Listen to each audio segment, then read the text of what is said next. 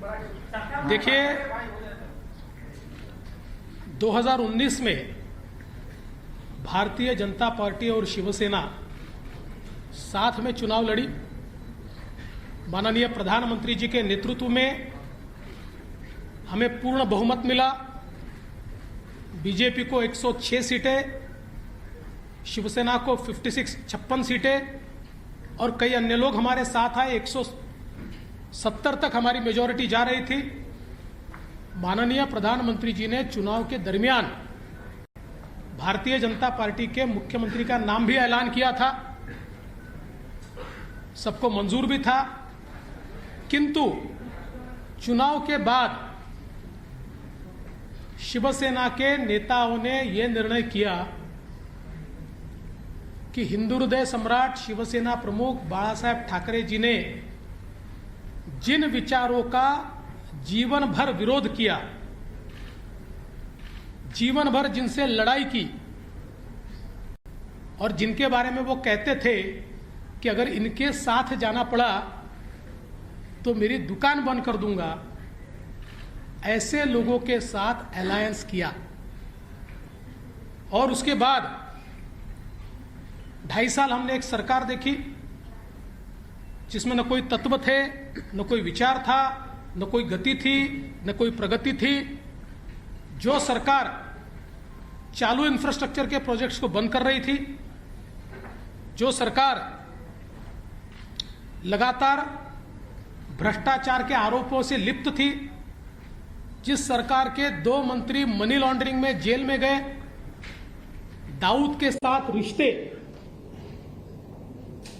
इसका आरोप मंत्री पर लगा, बावजूद उसके जेल में जाने के बाद भी उनको मंत्रिमंडल से हटाया नहीं गया।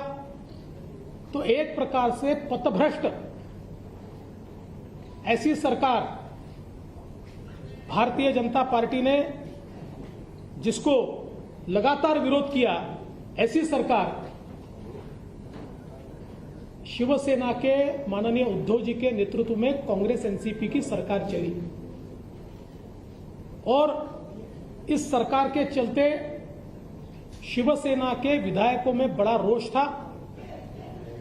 उनको लगता था वापस वोट मांगने जाना है, और आज तक जो बातें कही उसके विरोध में काम हो रहा है। जिनके खिलाफ जिंदगी भर लड़े, उनके साथ बैठे, वोट कैसे मांगेंगे। साथ ही में उनकी कॉन्स्टिट्यूएंसी में उनके खिलाफ जो हारा, उसको पैसा मिलता था, फंड्स मिलते थे, और ये सारी चीजों से एक बड़ा अनरेस्ट था। और उसके चलते श्री एकनाथ शिंदे जी के नेतृत्व में शिवसेना के विधायकों ने एक ही मांग की कि कांग्रेस एनसीपी के साथ हम नहीं रह सकते और ये गठबंधन तोड़ा जाए। किंतु उनकी मांग मंजूर नहीं हुई। माननीय उद्धव जी ने हिंदुत्व छोड़ दिया,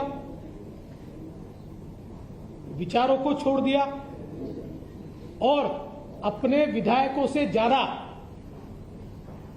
कांग्रेस और एनसीपी की बात दिल को लगाकर रखी और उन्हें ही महत्व दिया।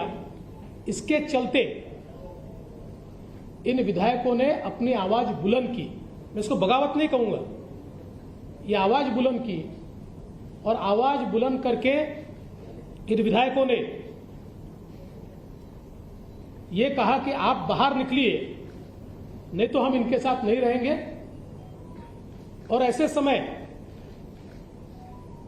जब सरकार के पास बहुमत नहीं रहा और मुख्यमंत्री जी ने इस्तीफा दिया, तो हम ये लगातार पिछले 2.5 साल में कहते थे कि अंतर विरोध से भरी हुई सरकार है, ऐसी सरकारें चलती नहीं है, और ये सरकार जब गिरेगी तो एक अल्टरनेट गवर्नमेंट हम देंगे, हम महाराष्ट्र पर चुनाव नहीं ला देंगे। इसलिए एकनाथ शिंदे जी के साथ शिवसेना जो है, शिवसेना के नेता के रूप में आज उन्होंने मुख्यमंत्री पद के लिए अपना क्लेम माननीय राज्यपाल जी को दिया। भारतीय जनता पार्टी के हमारे गुट ने उनको पूरा समर्थन दिया। हमारे 106 और उसके साथ साथ उनके साथ और हमारे साथ जो इंडिपेंडेंट्स और छोटी पार्टियां हैं, इन सभी के समर्थन का पत्र आज हमने सौंपा है और गवर्नर साहब ने श्री एकनाथ शिंदे जी को 7:30 बजे शपथ के लिए न्योता दिया है। आज केवल एक ही शपथ होगी श्री एकनाथ शिंदे जी की, और फिर हम लोग सारी कार्रवाई करके उसका एक्सपांशन करेंगे। एक्सपांशन के समय शिवसेना के जो विधायक उनके साथ है, कुछ इंडिपेंडेंट्स है, हमारे 106 विधायक हैं। इनमें से जो ज्येष्ठ वरिष्ठ लोग हैं, जो हमारी पार्टी तय करेगी या उनकी पार्टी तय करेगी, ऐसे लोगों को मौका दिया जाएगा और मंत्रिमंडल का एक्सपांशन किया जाएगा। मैं इस सरकार को पूरे तरीके से सहयोग करूंगा। मैं सरकार के बाहर रहूंगा और इस सरकार को सफल बनाने हेतु जो जो चीज करना आवश्यक है, ऐसी सारी चीजें हम मिलकर करेंगे। मेरा विश्वास है आदरणीय प्रधानमंत्री मोदी जी ने जो विकास का एक नया पर्व शुरू किया है, उस विकास के पर्व को 2.5 साल का जो ब्रेक लगा था, वो ब्रेक निकलेगा और फिर से महाराष्ट्र की प्रगति की एक्सप्रेस ये तेजी के साथ भागेगी। और उसके लिए मैं श्री एकनाथ शिंदे जी को बहुत बहुत बधाई देता हूं।